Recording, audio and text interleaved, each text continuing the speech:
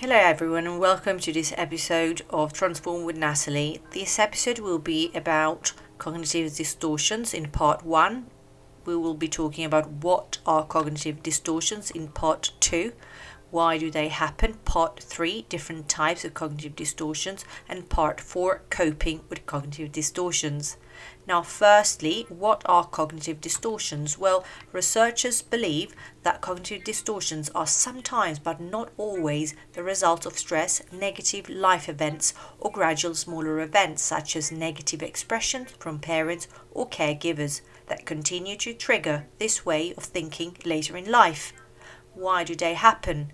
People who have experienced trauma can develop any of all types of these negative thought patterns. The types of cognitive distortions include personalizing, and this type of cognitive distortion includes thinking patterns that revolve around the self. The different types of cognitive distortions that we will be talking about are actually 10. So let's begin with the first part of the episode, which is understanding the first one, which is mental filtering.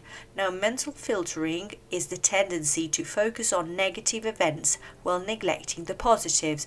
For example, someone complimented you, or you had a meeting with your boss that highlighted many of your strengths. However, there were some areas for development, and you go back home focusing only on the negatives. So one way to counteract that is to ask yourself, how do the positives outweigh the negatives in this instance? The second cognitive distortion is very interesting as well, and it is jumping to conclusions. It is the tendency to make irrational assumptions about people and circumstances. One way to counteract this type of distortion is to ask yourself, what if there is another explanation for this? And often that will give a lot of peace of mind and also put things in a different perspective. The third cognitive distortion is the personalization. Is the tendency to take the blame for absolutely everything that goes wrong in your life. One way to counteract this type of distortion is to ask yourself, who or what else could have played a part in this? Again, by asking these questions, you can put things in a perspective that is more helpful.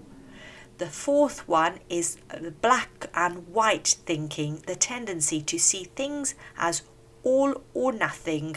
Things are either good or bad, right or wrong. One way to counteract this distortion is to ask yourself, how many different ways could other people interpret this? Often, again, you will find that interpretations can vary, and that will give peace of mind, hopefully. The fifth cognitive distortion is the catastrophizing, the tendency to blow circumstances out of proportion by making problems larger than life. How to counteract this type of distortion? Ask yourself, what if things aren't as bad as I make them out to be? And once again, by asking yourself this question, you will hopefully find some peace of mind and put things in perspective. The sixth cognitive distortion is called overgeneralizing, the tendency to make broad general statements based upon a single event and minimal evidence. Ask yourself, what evidence suggestions that things could now be different? So what evidence suggests that things could now be different?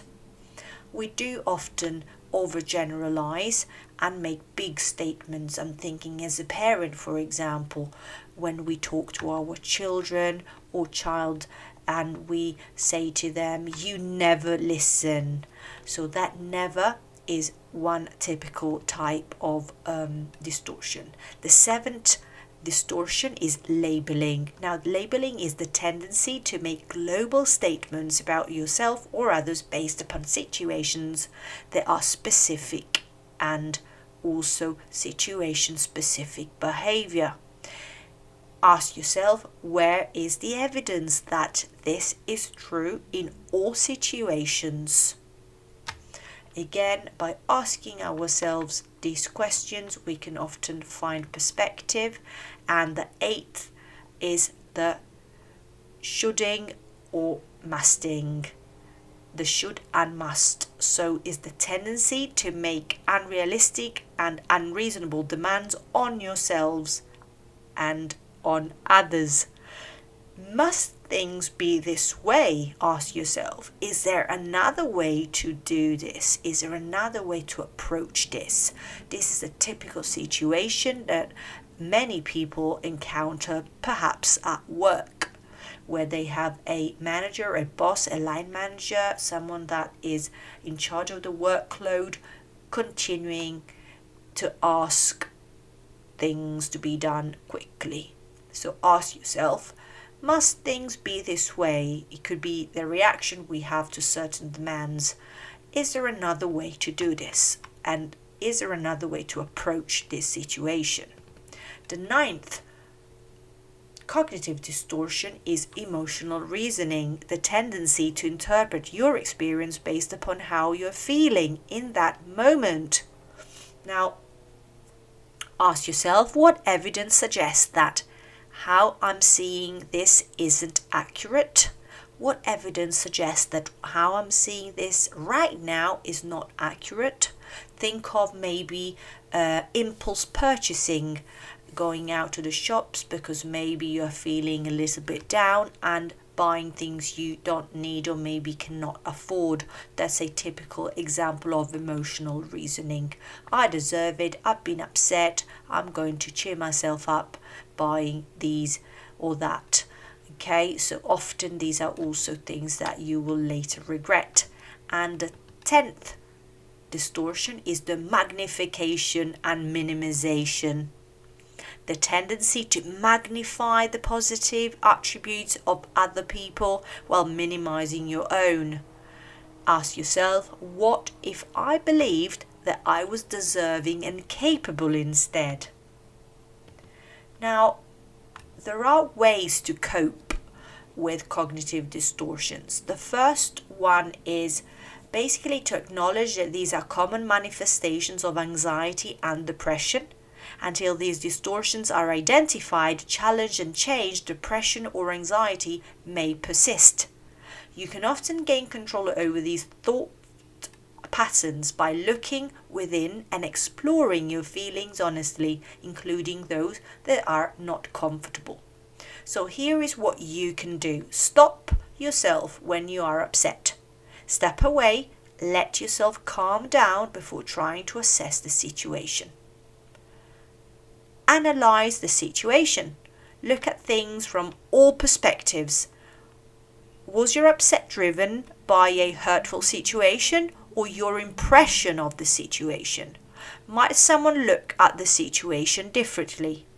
Avoid absolutes. Things are rarely black and white. If that's how you see it, your feelings may be colored by facts that are not entirely true. Remove labels. Look at all parties without labels, including yourself. Whenever you see a person as one thing, such as lazy, for example, you can use that as an excuse for their actions and not take an honest look at yourself. Focus on the positive. With cognitive distortion, your instinct will be to focus on the negative. Instead, consider all of the positives, including good things about a person, good comments that were made, and good experience that you had. Do not discount or dismiss them. Weigh the evidence. Question whether your feelings or attitude align with the situation after you have taken a step back. Find where your views may have been colored and changed. And also, are there any changes that you can make to correct them? I hope that you did find today's episode useful, and until then, have a lovely evening, everyone.